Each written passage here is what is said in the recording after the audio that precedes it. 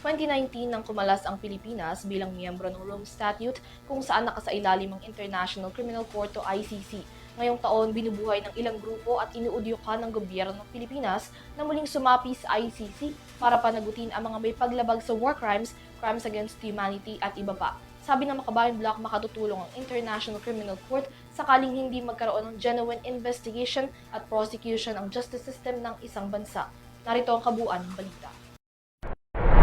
Kasabay ng pagsisimula ng confirmation hearing para sa Crimes Against Humanity case ni dating Pangulong Rodrigo Duterte sa International Criminal Court ngayong February 23, nanawagan naman ng Koalisyong Makabayan sa Kongreso para sa muling pagsapi ng Pilipinas sa Rome Statute.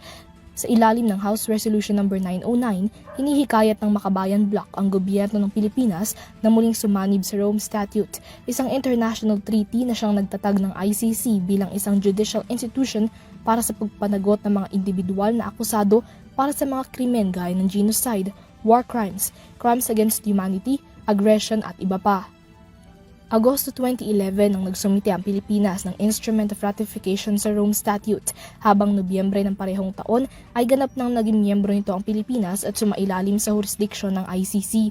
At sa gitna ng umano'y extrajudicial killings na naganap sa ilalim ng War on Drugs campaign ng Administrasyong Duterte, kumalas ang Pilipinas bilang miyembro ng Rome Statute noong 2019 at wala na rin sa jurisdiksyon ng ICC mula sa nasabing taon.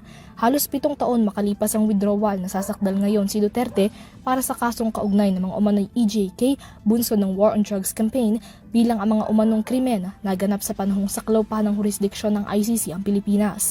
Batay sa Article 127 ng Rome Statute, nananatiling may obligasyon ng Pilipinas na magkaroon ng kooperasyon sa ICC pagdating sa investigasyon at legal proceedings para sa mga krimeng naganap habang miyembro pa ang Pilipinas. Ayon sa resolusyon ng Makabayan Bloc, nagsisilbi ng last resort ang ICC kung hindi magkakaroon ng genuine investigation at prosecution ng justice system ng isang bansa. At sa gitna ng kaliwat ka ng panawagan ng civil society groups, pamilya ng mga EJK victims, faith-based groups at human rights defenders, panahon na raw para muling ibalik ang tiwala ng publiko pagdating sa public accountability.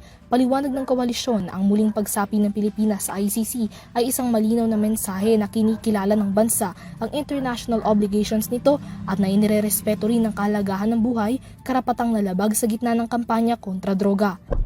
Sa pamamagitan ng resolusyon, hinihikayat ng grupong Makabayan ang gobyerno na simulan na ang mga hakbang at proseso upang maging miyembro muli ang Pilipinas ng Rome Statute at ng ICC tungo sa pagtataguyod ng hustisya, dignity of life at rule of law.